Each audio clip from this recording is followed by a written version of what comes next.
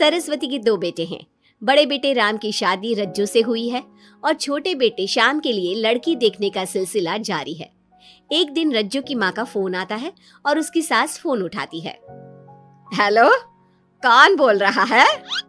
दूसरी तरफ फोन पर रज्जू की माँ लीलावती बोलती है। हेलो समधन जी, मैं लीलावती बोल रही हूँ, रज्जू की माँ। अरे नमस्कार समधन जी, कैसी हो? बहुत दिनों के बाद याद किया आज। यहाँ पर तो सब कुछ ठीक है, बस मेरी तबीयत थोड़ी खराब है। अगर बुरा न मानो तो एक बात बोलूं? अरे कैसी बात कर दी आपने समधन जी, आपकी बात का बुरा क्यों मानना, बोलिए बोलिए। मेरी कुछ दिन से तबीयत ठीक नहीं है और यहाँ पर मेरी देखभाल करने वाला कोई नहीं। क्या आप रज्जू को कुछ दिन के लिए मेरे पास भेज सकती हैं? ठीक है, हम रविवार को रज्जू को छोड़ जाएंगे। इतना कहकर सरस्वती फोन काट देती है और अपनी बहू को आवाज लगाती है। रज्जू, ओ रज्जू, जल्दी यहाँ आना तो। क्या हुआ माँ जी, कुछ चाहिए था क्या? अरे नहीं, कुछ नहीं चाहिए। अभी तुम्हारी माँ का फोन आया था, उनकी कुछ दिन से तबीयत खराब है, वो तुम्हें बुला रही है।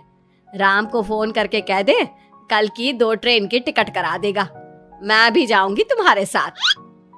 इतना सुनते ही रज्जू राम को फोन करके सारी बात बताती है और 2 टिकट के लिए बोल देती है। शाम को खाने के टेबल पर सब रज्जू के जाने की बात करते हैं। तब रज्जू का देवर श्याम कहता है, भाभी आज बहुत खुश लग रही हो, मायके जाने की इतनी खुशी, उफ। खुश क्यों ना हो देवर जी, कितने दिन बीत गए अपनी माँ से मिले, और इस बार तो मैं 1-2 महीना रह कर ही आऊंगी। जब आपका मन करे तभी आना। अच्छा एक बात तो बताओ, वहां से क्या लाओगी मेरे लिए? देवर जी कहो तो देवरानी ले आओ। वैसे भी सभी घर वाले चाहते हैं कि आपकी जल्दी से शादी हो जाए। श्याम शर्मा जाता है और चुप हो जाता है। इतने में राम कहता है, रज्जू तुमने जाने की सारी तैयारी तो कर ली है ना? कपड़े तो रख लिए ना? थोड़े गर्म कपड़े भी रख लेना, वहां ठंड होगी, और जल्दी आने की कोशिश करना। ठीक है, मैं जल्दी आने की कोशिश करूंगी बस। अगली सुबह दोनों जाने की तैयारी करने लगी। राम उन्हें स्टेशन छोड़कर घर वापस आता है।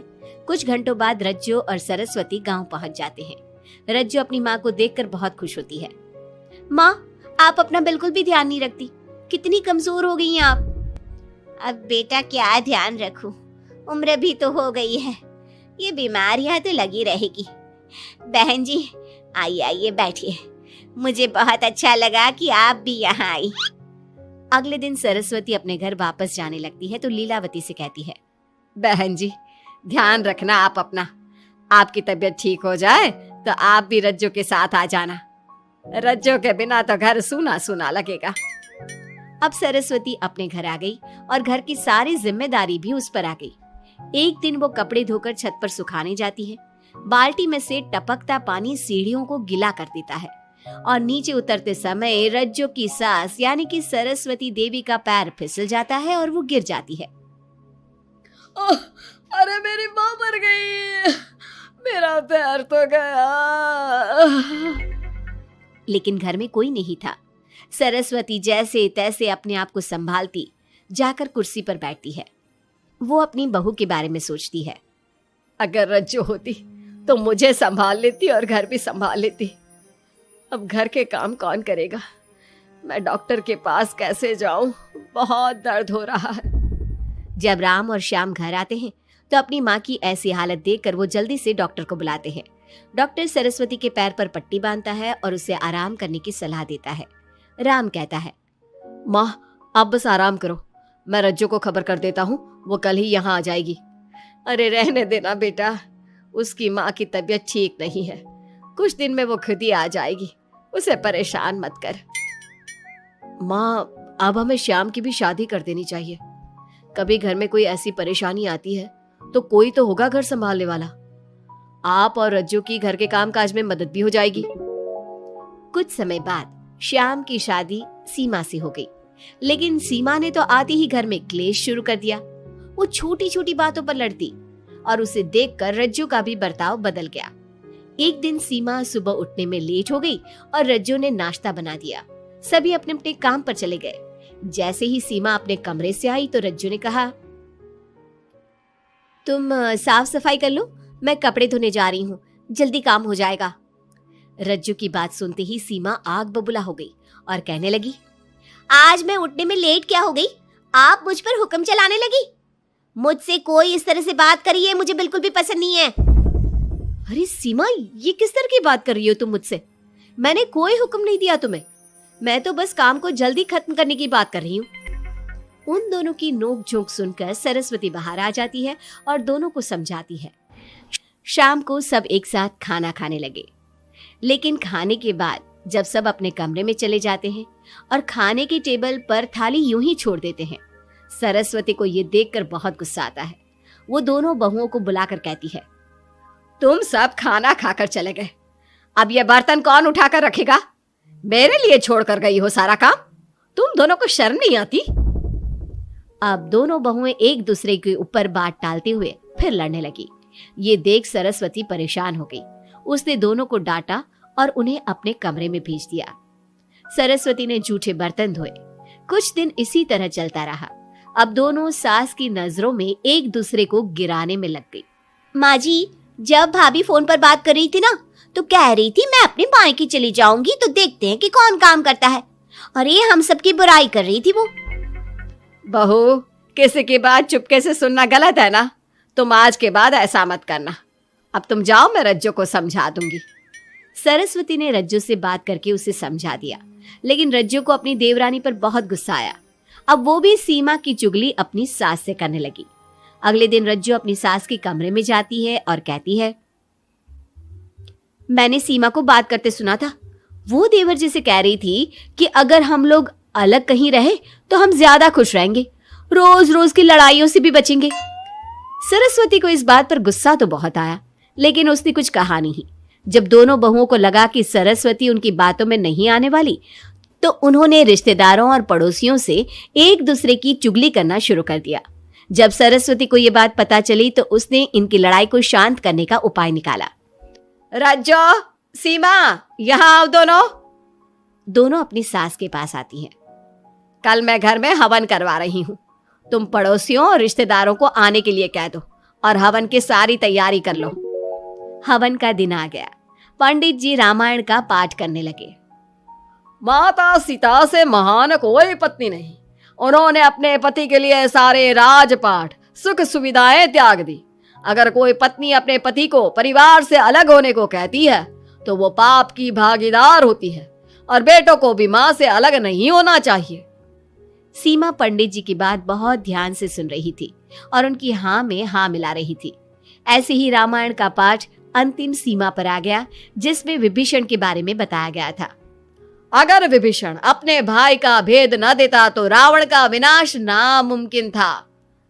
पूजा खत्म होते ही सीमा बोल पड़ी, तभी तो मैं कहती हूँ परिवार में आपसी प्रेम होना बहुत जरूरी है, लेकिन मेरी सुनता कौन है इस घर में?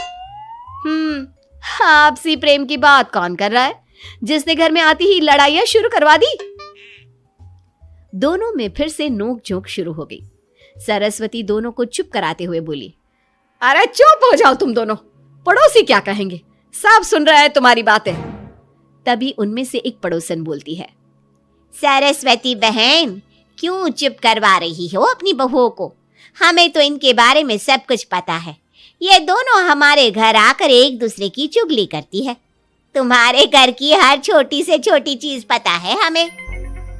आंटी जी, हमने अपना समझ के आपको कुछ बता दिया तो इसका मतलब ये नहीं कि आप सबके सामने हमारी सास से हमारी शिकायत करेंगी। आप तो सबसे बड़ी चुगलखोर हो। सीमा की बात सुनकर सभी पड़ोसन उन्हें बुरा भला कहने लगी। उनकी बातें सुनकर दोनों बहुएं सबके सामने बहुत शर्मिंदा हुई। जब सब उनके घर चले गए तो सरस्वती ने अपनी बहुओं से कहा, अब तुम दोनों को तो बहुत खुशी होगी कि सारे मोहल्ले की औरतें हमारे ही घर में खड़ी होकर हमें ही सुनाकर चली गई। हमें काफी साल हो गए यहाँ रहते हुए, लेकिन आज तक किसी में भी इतनी हिम्मत नहीं थी कि हमसे ऊंची आवाज में भी बोल पाए। लेकिन आज तुम दोनों की वजह से ये सब हमारी बुराई कर रहे हैं। तुम दोनों ने ये सब अच्छा नहीं किया। सीमा, तुम्हारे इस घर में आने से पहले हम सब बहुत प्यार से रहते थे, लेकिन ये सब लड़ाइयाँ तुम्हारे आने के बाद शुरू हुई है। आज के बाद तुमने घर में किसी से भी झगड़ा किया तो मैं तुम्हें तुम्हारे मायके छोड़ आऊंगा, समझी तुम? ये बात सुनकर सीमा रोने लगी और सबसे माफी मांगने लगी। पंडित जी भी ये सब देख रहे थे। उन्होंने सबको शांत करवाया। कृपया आप सभी शांत हो जाइए, गुस्से से तो बात और बिगड़ जाएगी। अगर आप दोनों बहुएं मिलकर रहती, घर की बात घर में रखती, तो कोई आपसे कुछ कहने की हिम्मत नहीं करता। आज आपको इस बात का एहसास तो हो ही गया होगा। औरत ही तो होती है जो मकान को घर बनाती है। अब भी कुछ नहीं बिगड़ा, आप दोनों प्यार से रहो, आपके पड़ोसी और रिश्तेदार अपने आप चुप हो जाएंगे। पंडित जी की बात दोनों बहुओं की समझ में आ गई। अब दोनों प्यार से रहने लगी। इसी तरह समय बीत गया। अब पड़ोस की औरतें उनके प्यार की मिसालें देने लगी। यार राहुल, कैसे हो? चलो कहीं घूमने चलते हैं। हाँ ठीक है, कहाँ चलेंगे? कहीं पहाड़ों पर? अच्छा आइडिया है। ठीक है, मैं बस की टिकट बुक करवा देता हूँ और अच्छा सा होटल भी देख लेता हूँ।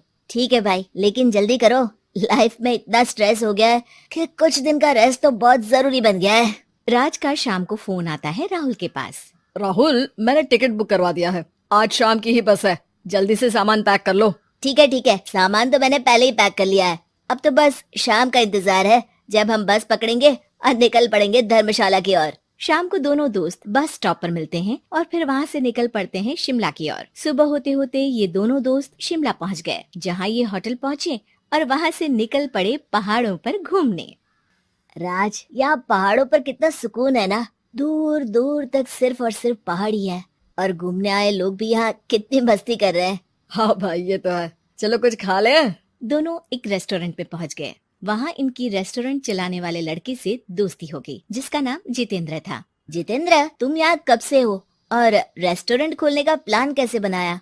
अरे भाइयों, मैं तो यहीं का हूँ। बस बाहर कुछ साल के लिए गया था नौकरी करने, पर फिर लौट आया और अपने यहाँ ही रेस्टोरेंट खोल लिया। पिछले 6 साल से यहीं पर हूँ। अरे लेकिन जितेंद्र, एक बात तो बताओ, रेस्टोरेंट ही क्यों, कुछ और काम क्यों नहीं? अरे भैया, अपना तो ये मानना है कि आदमी दुनिया में कहीं भी हो लेकिन उसे भूख तो लगेगी ही, और इसके लिए उसे खाना तो चाहिए ही।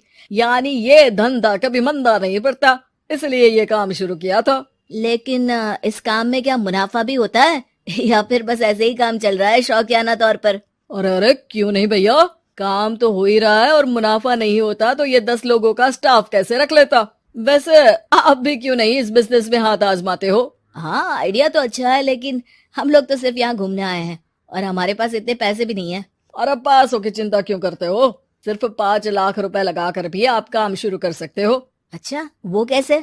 अरे आप रेस्टोरेंट में मेरे पार्टनर बन जाइए, जो मुनाफा होगा वो आधा आधा बांट लेंगे। राज को ये सुनकर अच्छा तो लगा, लेकिन राहुल को इस ऑफर में कुछ दिक्कत लगी। उसने कोने में ले जाकर राज को समझाना शुरू किया।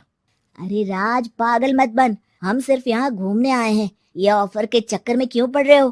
कुछ काम शुरू ही करना होगा तो दिल्ली में शुरू करेंगे, यहाँ शिमला में क्यों? अरे बेवकूफ, दिल्ली में 5 लाख रुपए में कौन सा काम शुरू करेंगे?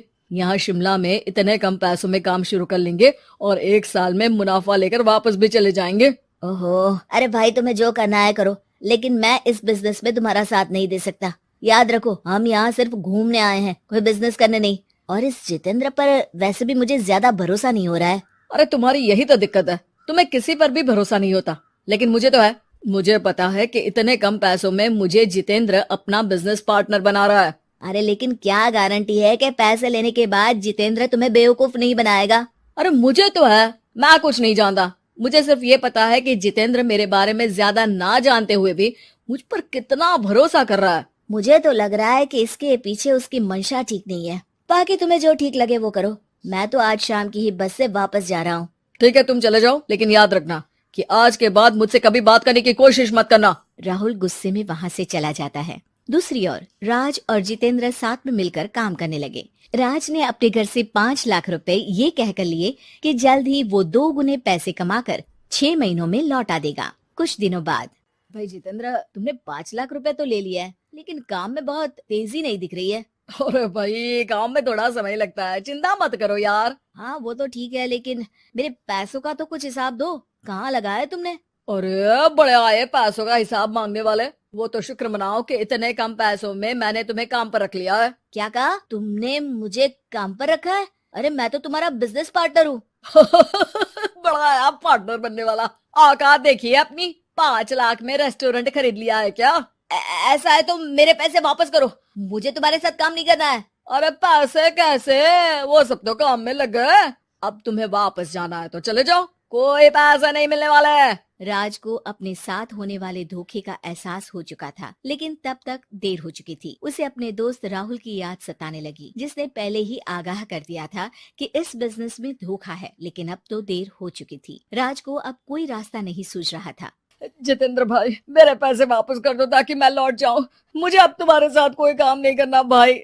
ये सुनते ही जितेंद्र अपने कुछ साथियों के साथ राज पर टूट पड़ा और उसकी जमकर पिटाई कर दी। राज बेहोश हो चुका था। जब उसने आंख खोली तो उसे अपने सामने पूरा परिवार, पुराना दोस्त राहुल भी दिखा। सभी को देखकर राज की आंख में आंसू आ गए। राहुल, मुझे माफ कर दो।